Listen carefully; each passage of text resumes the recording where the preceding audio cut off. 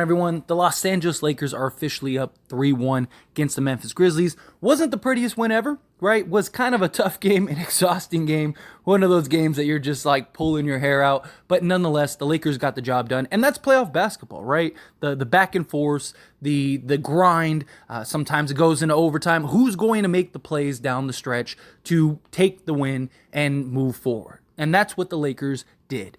Job's not finished, obviously. Lakers still have to win one more.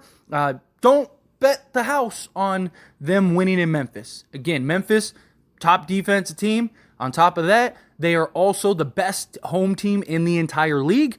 Lakers already got game one in Memphis. I expect the Lakers to have some urgency to show that, like, hey, let's close this out. You imagine LeBron and AD really want that extra rest, especially with the Warriors and the Kings, very likely could go 7 games. So the Lakers, I do expect to try to close it out in Memphis. Memphis is a team with their back against the wall that know they cannot lose on their home court. So again, I believe the Lakers can. I absolutely believe the Lakers can close this out in 5. Just don't be super shocked if Memphis has some like crazy historic game and the Lakers end up losing that game. I believe that they'll go home, win it in 6. I said before the series began that I thought the Lakers would win in 6. I said that they would win one of the games in Memphis.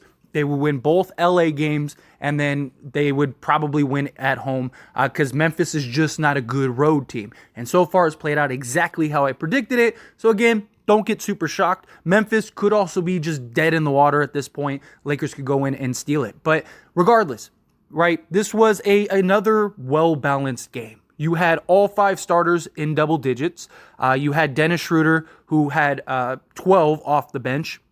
So you had 6 guys in double figures. Again, whenever the Lakers have a well-balanced attack, whenever the Lakers have multiple 5, 6, 7 guys in double figures, the Lakers win those games. It's just how it is. Whenever it's the LeBron James show or the Anthony Davis show and no one else is stepping up, it's usually a tough grind or the Lakers lose outright.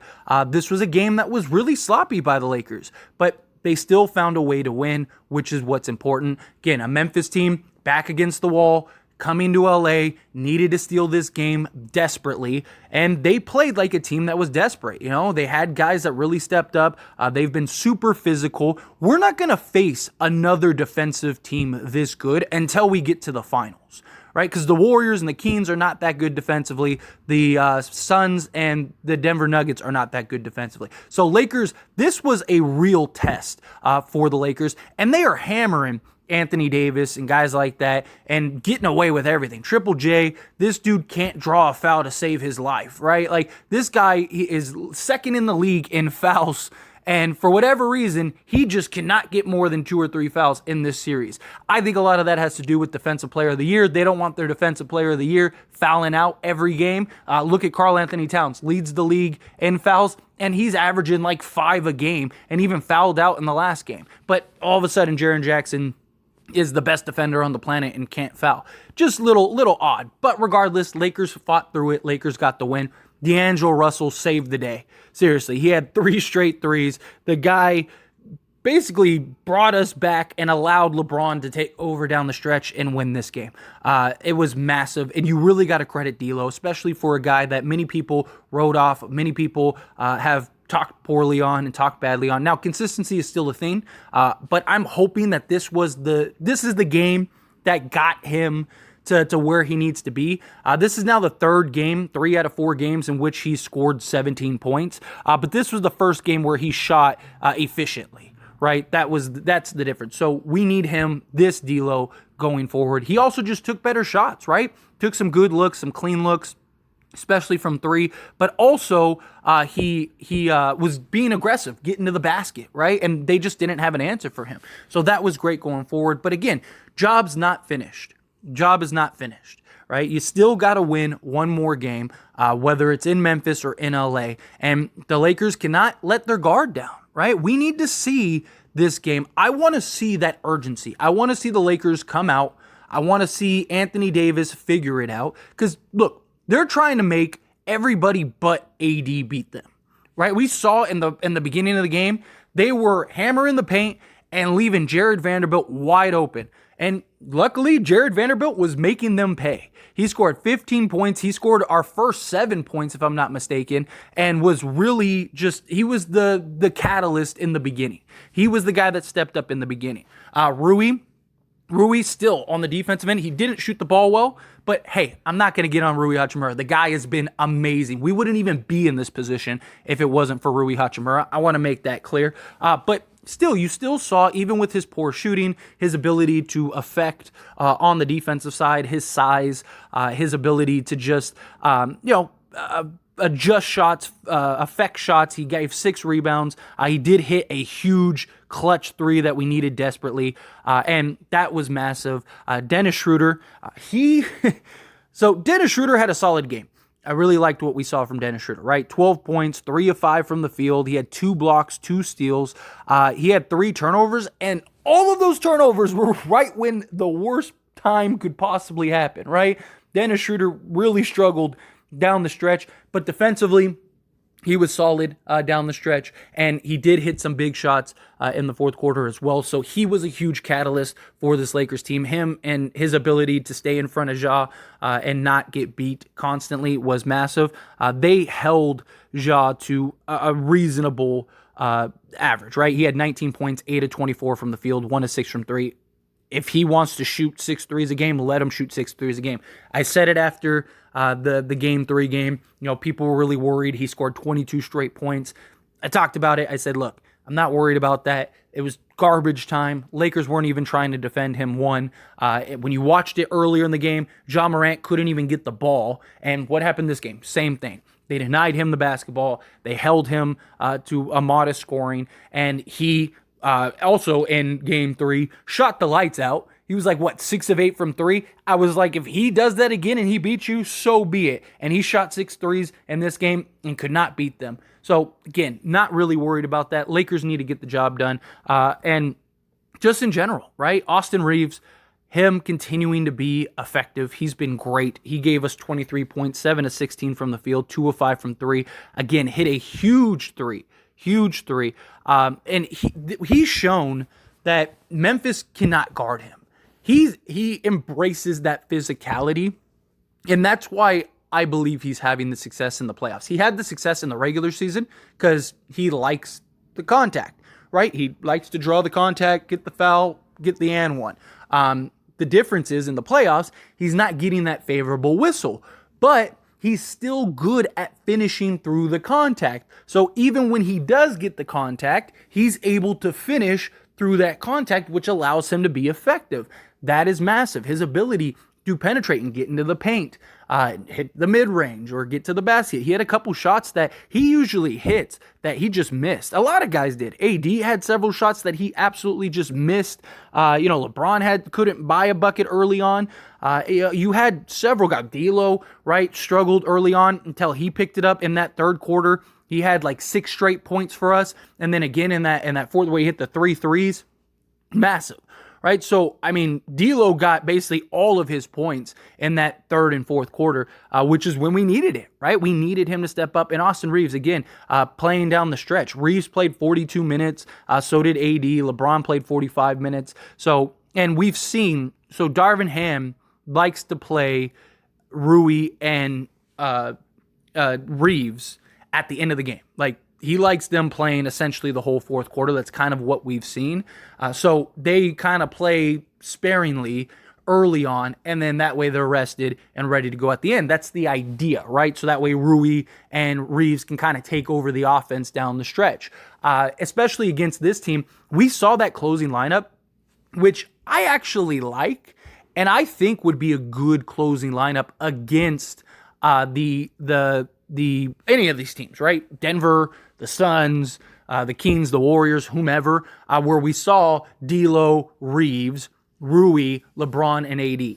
I made the argument that I think Rui should be in the starting lineup for the offensive purposes. I also think that Jared Vanderbilt is making it easier for the Memphis Grizzlies to pack the paint against Anthony Davis. A lot of people wonder why Anthony Davis is struggling so much. It's because he can't get to his spots, right? They're denying him. They're putting 2-3 guys at him at times to just deny the entry pass. The Lakers are trying to force it to him, and you see some turnovers at times. So he's getting hammered down there. He does have to find a way.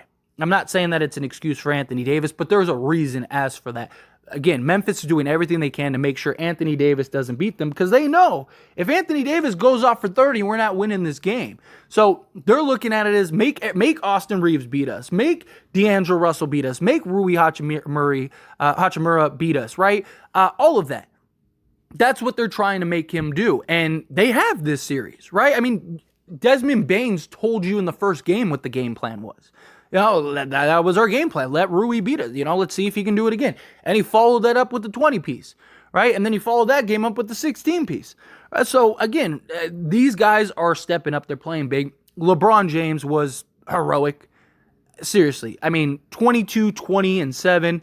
Not the greatest shooting night. 8 of 18 from the field and 1 of 7 from 3. 2 blocks. He's been great defensively this series. Great defensively. On top of that, he's shown he still has the ability to close down the stretch. He still has the ability to hit big clutch shots. He still has the ability to be that guy for the Lakers, and he was. And we needed it.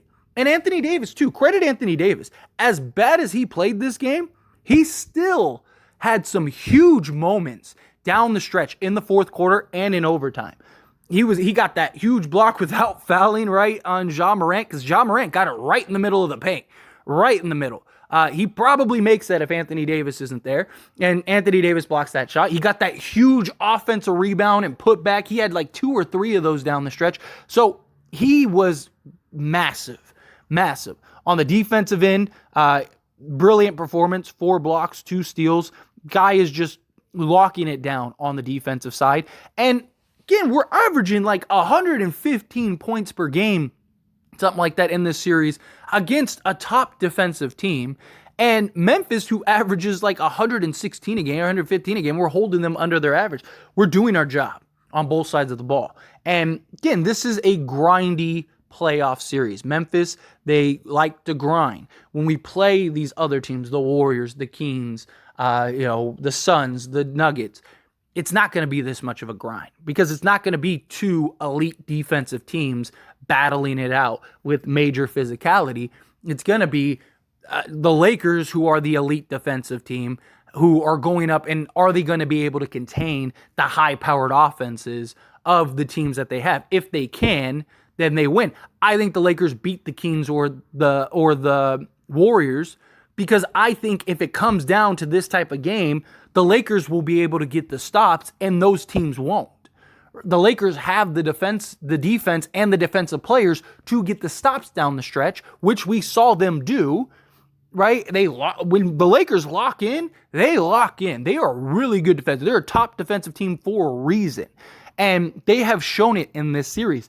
I believe if it comes down to that, one team, the Lakers, are going to be able to get the stops, and those other teams aren't because they're not those level of defensive teams. They're not very good defensive teams. So I expect the Lakers to win these series. I really do. I really think the Lakers are going to make it to the Western Conference. Knock on wood, bearing anything major happening. This is a Laker team that has shown like they can be the best team in the league. Anthony Davis shouldn't have these struggles the rest of the series because Memphis just has the guys. They have the defensive player of the year in Jared Jackson, right? They have Tillman, who is a big, strong, physical guy, and Anthony Davis is having to fight through both of those guys. So again, it's just different matchup. They're not going to be able to do that, right? Like Sabonis isn't going to be able to hold Anthony Davis. Jokic, Ayton. They're not going to be able to hold Kevon Looney, right? Draymond Green. Right, those guys aren't going to be able to hold Anthony Davis. And if they end up packing the paint with them, they don't have the perimeter defenders, right? Steph can't defend. De'Aaron Fox isn't a great defender. Herter, right? He's not a great defender, right? Like Klay Thompson isn't the defender he once was. Jordan Poole can't defend me. So, I mean, it's again, these teams don't have the perimeter defensive guys to be able to pack the paint on an Anthony Davis. So it's just it's going to be a completely different matchup going forward. And the Lakers have fought through this, got it done, and this is great. And I expect Anthony Davis, LeBron James, and them to pick it up going forward. And like I said, this team is only going to get better the further they progress because they're just going to figure it out. And they're going to build that chemistry, and they're going to have that understanding. Okay, this is your role, this is my role. You got to remember, this team hasn't even played 20 games fully healthy, right? Like that. This is huge down the stretch. But anyway, as always, this is a discussion, so I pass the question on to you. Let me know your thoughts and opinions down in the comments below. What'd you think? How do you feel? Let me know.